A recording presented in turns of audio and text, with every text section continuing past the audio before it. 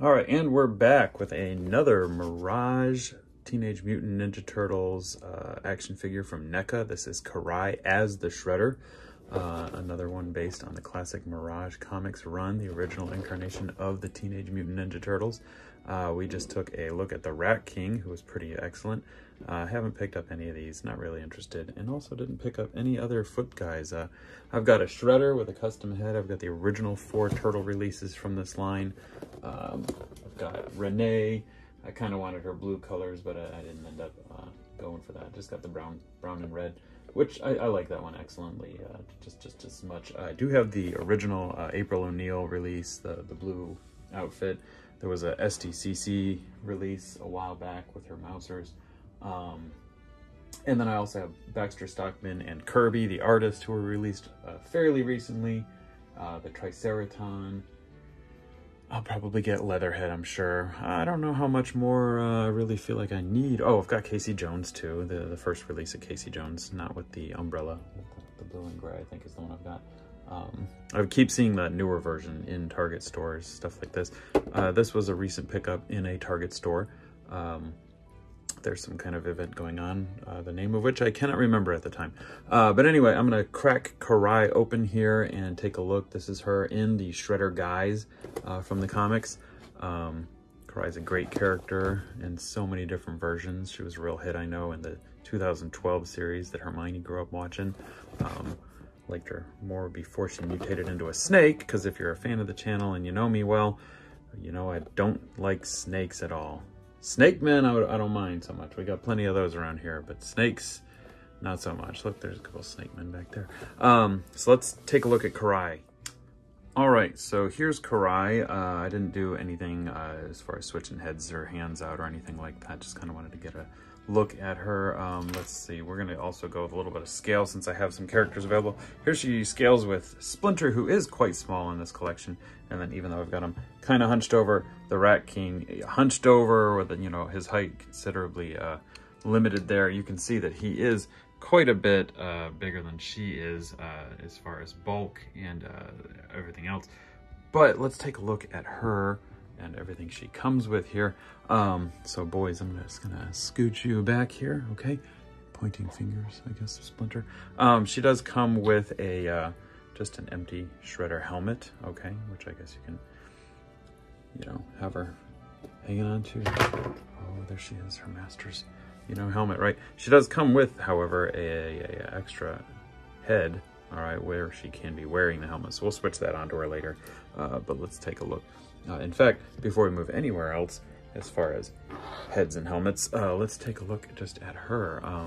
She's got a pretty great angry sculpt here. NECA, of course, always kills it with the sculpts, but just really well done. Looking very comic accurate, right? I mean, even the teeth, the individual teeth and all that is really well done. But really great overall design. I like the line drawing bits. The articulation's great. She is a thin character.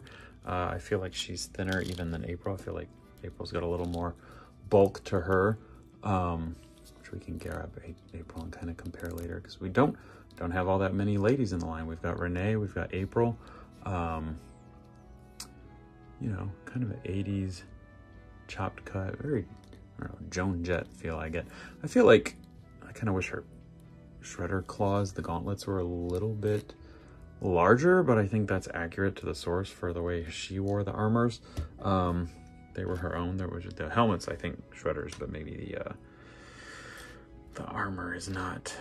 Maybe that's custom job. All right, she does come with some extra hands. She's got some just open hands here. All right, of course, standard to come with those. And she's got the fists she has on, and then of course she's got some just gripping hands. Not as many as other characters in the line. These shaped, you know, to help hold some of these weapons, because she does come with some cool weapons. She comes with, of course, a katana blade.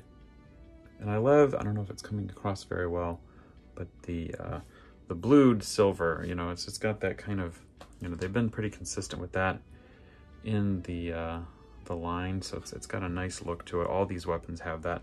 A nice, good sized katana, okay? And then you get a couple of these shorter swords with the spikes on the hand grips there. They're pokey. These are a pair. And then you get this really cool little piece here. You know, it's got this giant bladed spear, all right? Which seems very Karai. You know, it's got this weighted end here.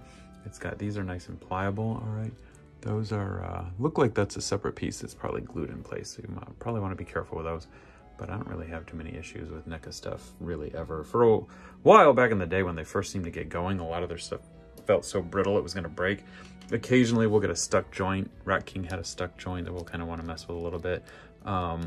Sometimes I think it's just the paint drying in the joints.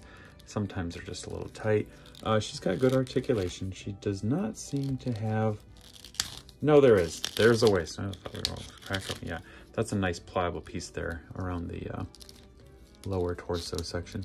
Good bit of range, not just there, here and here. So she's got a nice bit of range here. I mean, she can kind of bend over pretty well. Overall, really impressed with the yet another cool, looks like I got a little paint blemish. I don't really mind that one though. Kind of looks like maybe a scar or something. Scar's not usually black. But yeah, overall looks really, you know, great range of motion. You can get her into all kinds of great ninja poses, kind of get her into a very Shredder-esque pose, right? If we go back to the vintage action figure days. You know, Ninja Turtles is kind of having a moment here as far as great action figures, you know. Lots, I mean, pretty much every company from Playmates to NECA to Mattel to, oh, who else? I'm blanking, gang, but whoever the heck is doing these. Yes, I did snap the blade there. And those are neat too, and that's honestly my favorite iteration. I don't think I'm really going to keep collecting those just because where am I going to put it all? I'm really loving the Turtles of Grayskull line. You know, Playmates did a nice job with the remaster, better than I thought, although I'm still not loving the texture. And there's, you know, the ankle. Honestly, the texture didn't bother me as much as the ankle stuff on that one. These are great though. The NECA, consistently, the quality has been amazing on these. The hair's nice and pliable. It doesn't really, I mean, she can't look up very far, but because she's got some good motion here, she can. So I'm going to take some pictures, move some things around, take some looks. We'll try to get April out. She's up in the shelf there, and we can get kind of a comparison between a couple of the more basic females. Renee's got a bunch of stuff, you know, between the capes and the helmets and all that. I could kind of throw her scale off a little bit, but hey, overall, I'm pretty impressed. You know, I mean, I don't love the way the joint looks there, but you know, if you pose around it, you can kind of ignore that. We'll take some pictures and take care, everybody. Good journey. Stay tuned for more.